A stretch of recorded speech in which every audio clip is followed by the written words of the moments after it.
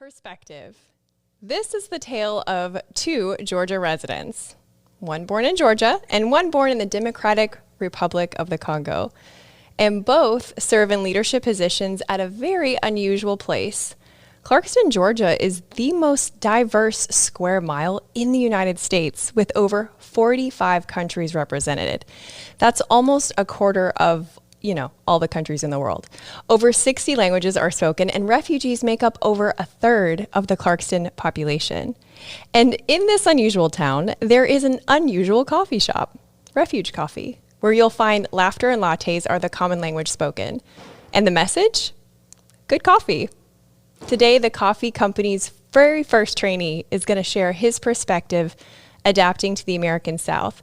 And a white American Southerner will share the evolution of his thoughts around immigrants. Serving up coffee and community, Refuge Coffee Customer Coordinator Leon Shombana and President Walt Anderson. Welcome to the show.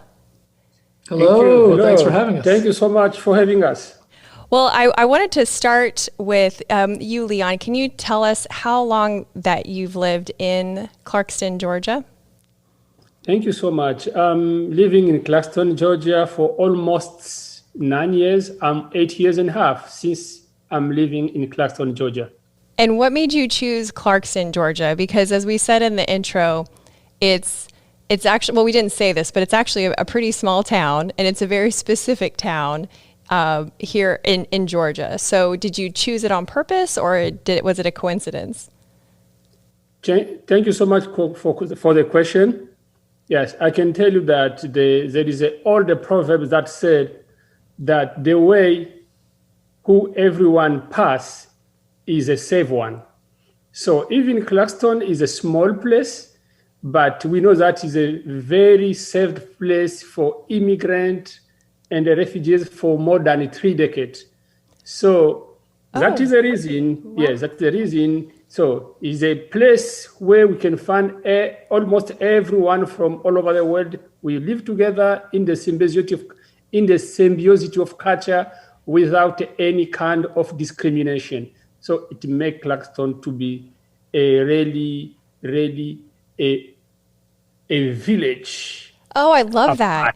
That's so true. Yeah, it's like a village. And I had no idea that Clarkston had such a wonderful reputation for that long. And as far as Refuge Coffee, Refuge Coffee is not 30 years old. How did you find out about Refuge Coffee? Yeah, thank you so much again for the question. So as I told you that we are multicultural, I was living in my next door. There was a lady who originated from Canada. And myself, I'm from Congo. And the next door, there was another older lady from Nepal.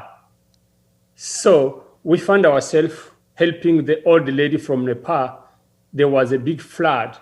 So that's the time I get in connection with the lady who was my next door by the name of Jessica. So we start chatting. We start talking. And he asked me, "Are you Christian?" I said, "Yes, I am." I said, "Okay.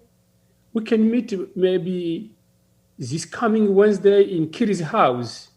We used to have a prayer there." I said, "Yeah, of course I will come." So that's how I end up by meet Kiri. But that time I couldn't know that happened. There was not yet the sound of Refuge Coffee. But I met Kiri. She liked people. We're praying in her house. So we're in her house right now. And right now we are inside her house. You see. So long story short. And then after that, after maybe almost 2 years again, and then the lady came to me, Jessica Leon, "Do you remember Kiri Meredith?" I said, "Yes, of course I know her." "Oh, so she's planning to do something with the refugees and immigrants. If you're interested, you can come to the interview." I said, "Yes, I'm interested." So she gave me the time and the place, and she told me, "Come to the interview."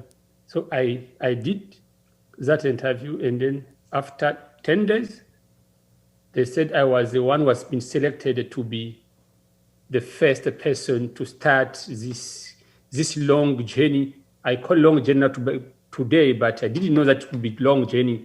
So that's how I met Refuge Coffee. So it was in 2015. That's wonderful. So Kitty is the founder of Refuge Coffee, for those that aren't familiar. And so it was your Canadian neighbor, Jessica, and the Nepalese woman who already had a relationship with Kitty, and you went to a gathering at her house, and then Refugee Coffee actually started after you met all those folks. Yeah, a small correction. The Canadian lady who already knew Kitty. She already knew Kitty. The Canadian, not the Nepal. The Nepal one, she was the one who was in hard situation. There was a flood inside her house, so we were helping her. Yes. Oh, okay, that makes sense. And Walt, what about you? How did you come to become involved with Refuge Coffee? Yeah, so I, first of all, thank you. Thanks for having us on. Anyone who's watching this from North Carolina might want me to make this correction. So I actually was born in North Carolina. Oh, okay. We don't want to misrepresent. So I don't want, mom will be calling. So yeah, shout out to the people in North Carolina. But yeah, so I moved here, about a little over 5 years ago.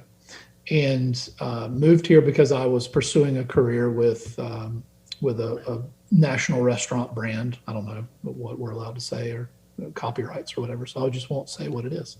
But I moved here to do that. And we moved here and met, not unlike Leon's story, met somebody who knew Kitty Murray. So, it all comes back to Kitty Murray, which I think is appropriate that we're sitting at her kitchen table right now. And so they were just in the very beginning of starting Refuge, within the first few months. So Leon had already started working there, but it was still very new, very in the early days. And my wife and my daughters began to come over and volunteer. They were doing like a clothing shop that we call Shop Refuge. And they were preparing for that. So my daughters and my wife would come over and they would sort clothes. They would even stamp coffee cups to use for the truck. And they had just gotten a truck at that time, food truck, coffee truck. And so I just, I was curious. I grew up in a very, sort of rural, southeastern, very white community. I had not met anybody, much less met anybody from the Democratic Republic of Congo. I had never really met anybody that would have identified as a refugee or an asylum seeker. Wasn't even really sure what that meant at the time. And a lot of what I understood it to be was framed by the sensationalist media that is put out there about what's going on with the refugee crisis. And of course, during that time, there was a big refugee crisis that was very publicly known in Syria, coming out of Syria at that time. And so everybody the news media was hyping that up as dangerous for Americans and terrorists are going to infiltrate. And it was just a lot of fear and hate that was being spewed. And so I came over really with a little bit of a hesitation, not really sure what exactly to expect or experience, and began to just get to know people, got to know Leon, got to know others, and just really realized pretty quickly that we're kind of all made of the same stuff. We all have desires and hopes and needs and things that we have to figure out. We're both of us are fathers, both of us are husbands. We're trying to care for our families and care for, our kids get sick and we have to deal with it, and we have to put food on the table, and all these things. We all kind of are made of the same stuff, even though we're coming from different places.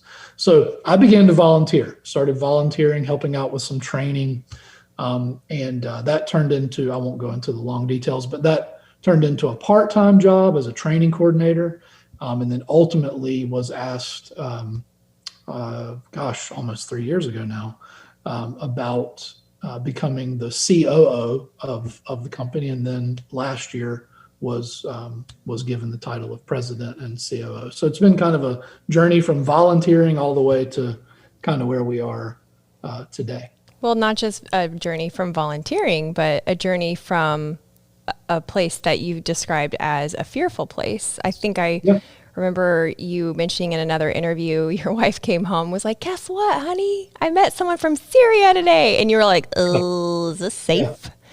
Yeah. How did you recognize that you were, or even did you, that you were operating from a place of fear that didn't have a lot of rational reasoning behind it? I think for me, a lot of it came with proximity and relationships. One thing that Brene Brown talks about, she's a writer and a sociologist, is that it's hard to hate close up, and so the challenge is to lean in. And so I think that the realization was, as I began to build friendships and began to be more involved in the community, and hearing people's stories. I believe in the power of story. I do think stories are powerful things to change people's hearts and minds. And you find kinship in the humanity of stories. And so I think as I discovered those things, it shone a light on some of the bigotry and fear that was in my heart, and caused me to really release and let go of a lot of those things, and begin the process of change. And I'm still changing. I feel like I'm still learning a lot every day about how to recognize my white privilege and recognize the unintentional, bigoted, racist ideas that I even still probably have that don't even know about, and I'm having to learn. And I have amazing teachers like Leon and others around the community that have been so gracious to care for me as well. And one of the things that you have said before about those realizations, one of them was this idea called white saviorism, which for people that maybe have never heard that term, it refers to the unhealthy pattern of viewing white people as quote unquote rescuing people in marginalized communities. Can you talk about your journey realizing you went from fear to that white savior mentality and then trying to separate yourself from that into a different place? Yeah, so one thing we say here at Refuge is we're not doing things for refugees. We're doing things with refugees, and I think that that's something that Kitty talked about from the very beginning. Is it's not about how we're going to come in and do all these wonderful things to help the refugee community. Look at us, we're here. And we're so great and so wonderful to do these things. That's not really the attitude that we desire to have. It's an attitude of realizing that we actually want to develop friendships and we want to do things together. And so I think that's a little bit of the mindset shift from feeling like, isn't this community lucky that we're here doing this? Rather than that idea. The idea of like, man, aren't we lucky that we get to do this together? We get to do this together. We don't have to do this together. It's not an obligation. We get to do this together. And, Leon can tell you some days it's hard. Some days the things that we do, in any job is hard, but, some days the work we're doing is not easy. It's physically and emotionally tiring. And, I'm sure Leon could probably share days when it's like, part of his job is welcome. There's probably days when he's not feeling like he wants to be all that welcoming. I know I feel that way sometimes too. But we get to do this together. And I think that's probably the biggest sort of shift in mindset. And it's the most sustainable way to make those shifts, right? Is through relationships and through community, which is one of the reasons that when I first read about Refuge Coffee in Emily Chang's book, The Spare Room, I had goosebumps from head to toe because, as Kitty put it, she wanted to share a more complete story of immigration and of immigrants in the United States. And so, Leon, that leads me to my next question for you. I would love for you to share what your life was like as a new immigrant in the American South. What were some of your first impressions of the United States and the Americans in Georgia? Yeah, thank you so much for the question. So the first impression, when I came here, the thing was going on in my mind is I was asking myself if I'm going to be accepted in the community. That was the first impression. So I never lived in another place in America except in the South, here in Georgia, Clarkston. So I realized that after staying and working with Refugee Coffee, I found myself that I'm already accepted in the community. I'm already integrate myself in the community. Yeah. By doing what? By working with people from different background, different culture, different color of skin, and people, he's American, I'm African guy, and I found others from Asia. So it's making me to find myself already integrate in the community without much effort. So I didn't put more effort to find myself to be found already in the community. So I don't know why. Maybe it's because what we are doing with Refugee Coffee, the job we are doing, I can say maybe it plays a big role. So even though sometimes we do the gig, we go outside Clarkston, but in maybe more than 30 miles outside Clarkston, we find ourselves being accepted. People, they will come to us, ask, so gentlemen, where are you from? Oh, I'm from Congo. I'm from Sudan. I'm from... Oh, by the end of the conversation, so you are welcome to USA, man. And they say, thank you. So I can say I have a positive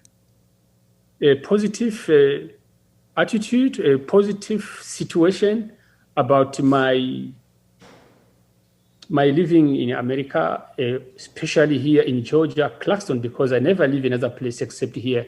So far, I don't have something negative, something negative I can tell you about this. No. So far, I'm still living in a good situation. I thought, so we know how the world is. You can find someone who just can talk anyhow. You see, in every society, you can find someone who is trying to be like this, who just trying to go maybe in a negative way, but in generally, people that I've been working with them, they never show me this attitude of racism, this racism of trying to marginalize because you are this and that. I never. That's wonderful. I'm so happy to hear that. That's incredible. And Clarkston is such a special place. And I think it makes me want to visit there. I love it. Is there anything that you have found American people maybe misunderstand about the immigration process, or that they're just not aware of, that you think is important for them to understand? So that is a good question.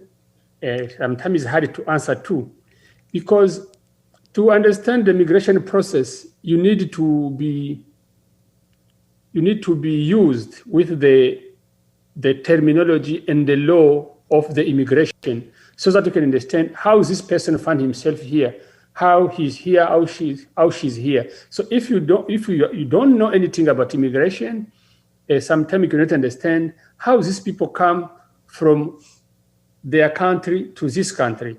So sometimes that person can come to you, can say to you anyhow, can use maybe bad word, can hate you because he doesn't know exactly what happened, what happened to you and what make you to be here. So that's why the majority of them, they can come, they ask, Leon, can you tell me what happened to you? What is going on? So someone come like that, you explain to him or to her, he he or she will understand very well, oh, that is the reason. So the process of immigration, of course, there is a process.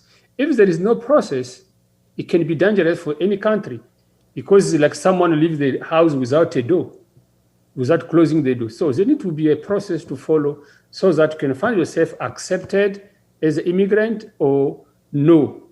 Because every country has, I think the immigration law is almost international law, but they make it so that you can follow that procedure.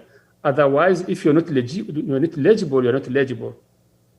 Of course, it gives us a headache, because sometimes they can ask you so many questions.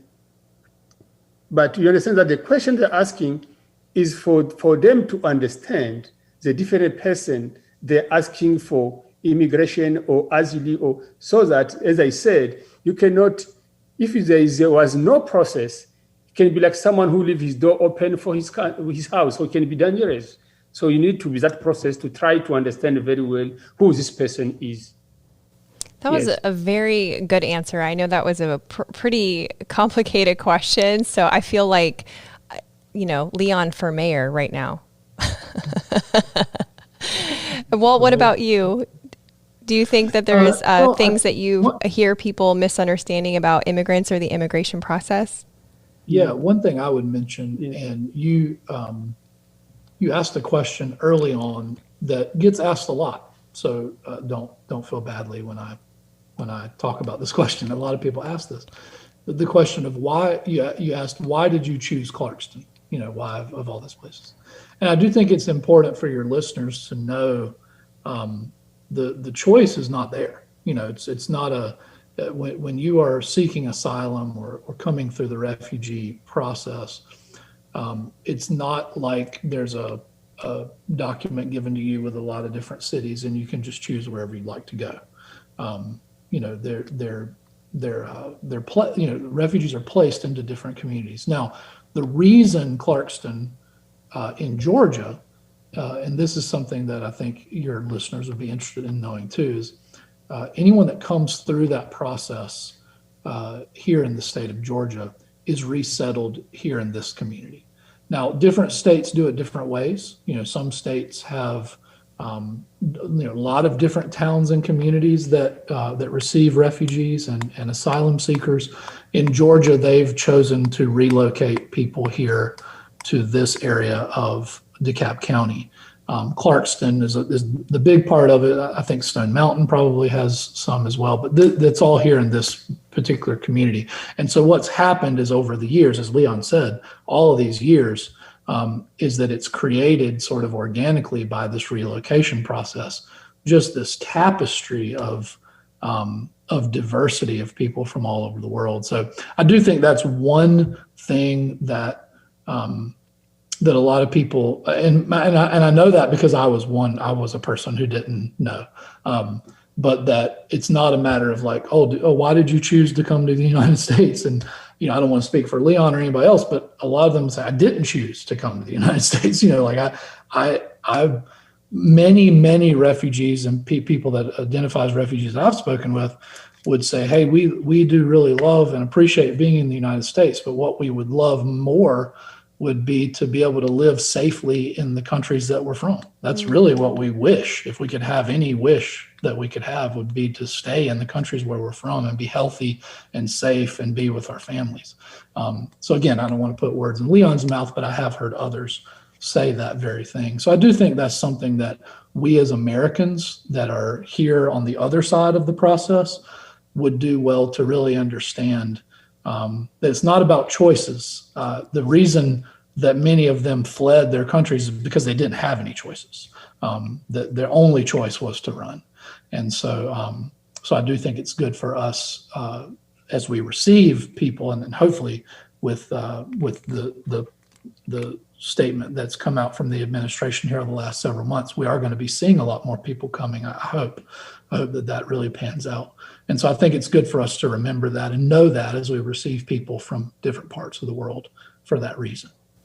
I love that, because it's the perspective through relationship that allows people who have lived here for generations to really have that insight of understanding of what it means to come to the United States and what it means to come from the United States from an area of conflict.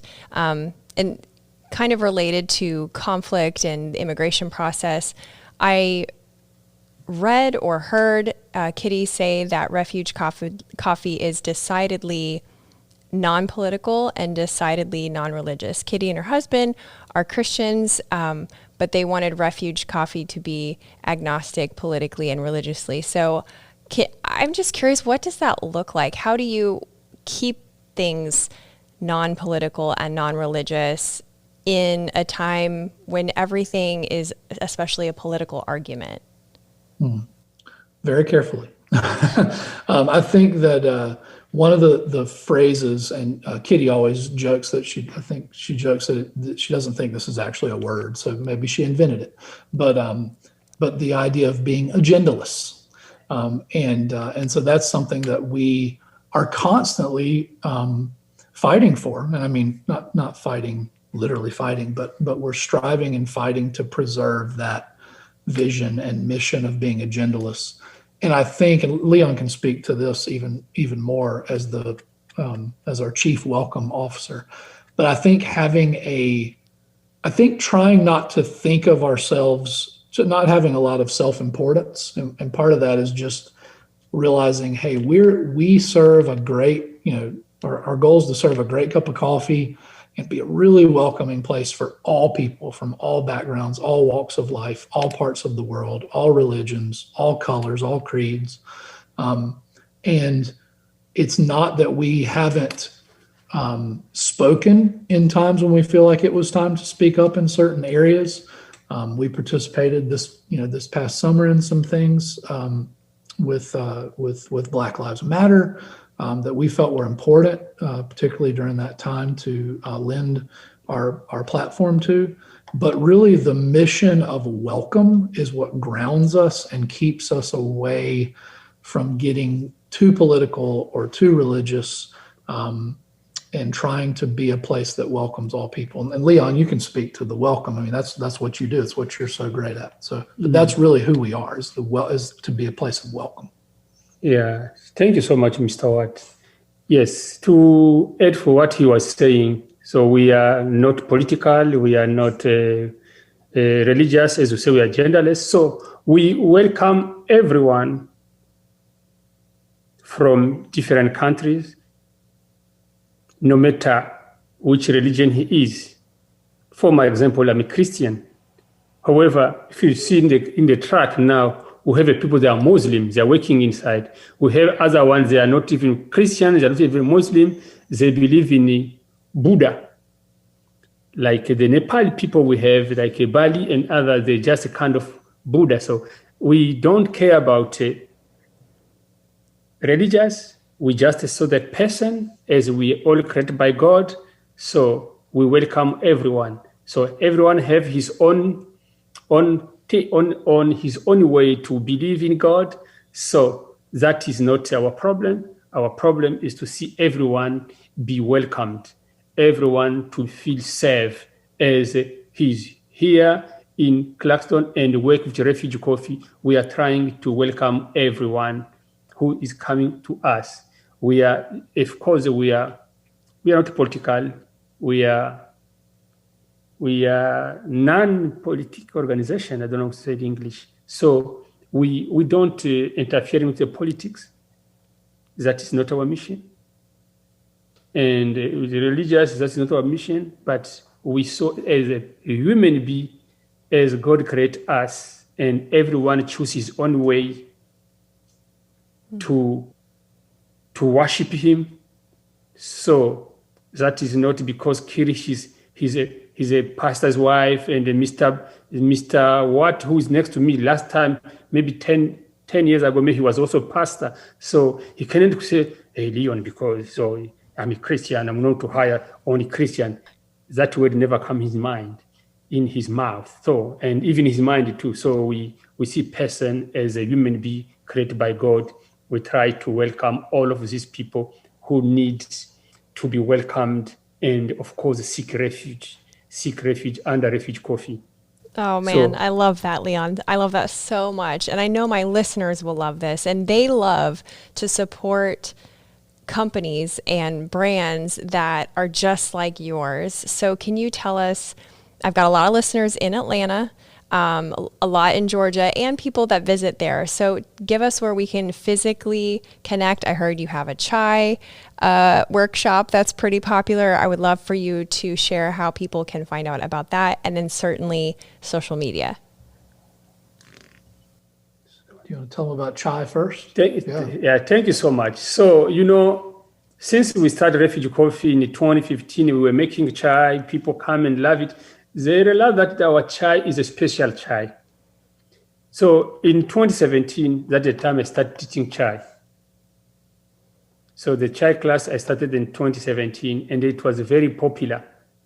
So the people, they come from all over America, from different schools, different church, will have a bunch of chai. Maybe per week you can have maybe even 10 chai classes, or per day I have 2 chai classes. So it was very popular, and it is. So our mission to teach chai is a way we continue to expand the refugee stories.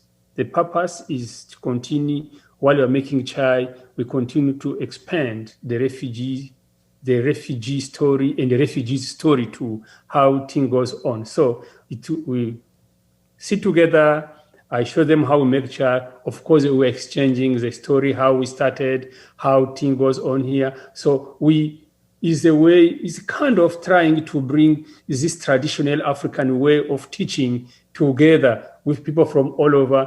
So under the chai classes, that the lesson can be between 40 to 45 or 50 minutes, according how people they enjoy it, because how we are sharing different stories, how Refugee Coffee started, how life goes on in this country, and so on. It's the kind of trying to have a good time to relaxing, but through that conversation of teaching them how we make chai. So that's how we do. And then the social media, where can people follow Refuge Coffee on social so that it will be top of mind when they come to Georgia to come visit? Yeah, I can tell you. So yes. We're very active on Instagram and Facebook, Refuge Coffee Co. We also have a website, refugecoffeeco.com. And we always say there's 3 ways to be involved and support us. One is just purchasing coffee, and that can come in a lot of forms. It could be a chai class with Leon that you book.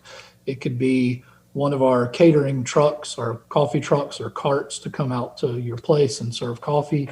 And then we have 2 brick and mortar locations, one in Clarkston, where we are right now.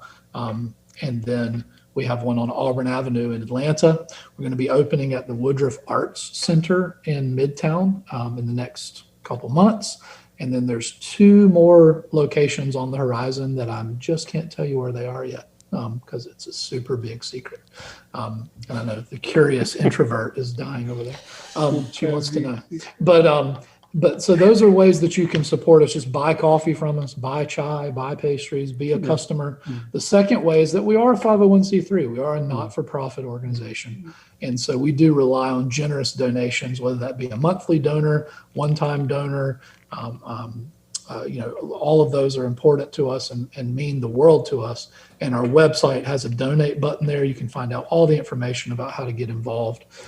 We're still right now got a capital campaign going because we're going to be building out our own coffee roaster. So we're going to be roasting our own coffee. We can send it all the way to you in Florida or wherever all your listeners are. You can have Refuge Coffee in your kitchen every morning. We're excited about that, so stay tuned. And then lastly, if you're local, then you can volunteer. We have a lot of events that we do throughout the year, and it's a great way. A lot of people get connected to Refuge through our events, and so we use volunteers quite a bit to run those events and serve at those events and help at those events. And so, again, our website would be a place that they could get involved. We've got a 5K race coming up. September 18th. September, what's the date? 18th. Volunteers, or just come run in the 5K. Again, website's the place to go. Check out our website. All that information is there. And we would love to meet you over a cup of coffee or meet you at one of our events. Be great.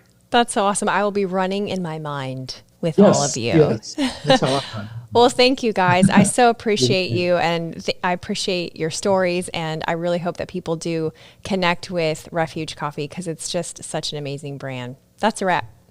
Thank you. Hey, you're still here. That's awesome. I hope to see you next week too. I talk with the most interesting people that you've probably never heard of. Most of them are paradoxical and bring an opportunity for you to grow as a person. So if you like bright, meaningful entertainment, be sure to have a look around, hit subscribe, and hit the bell for notifications.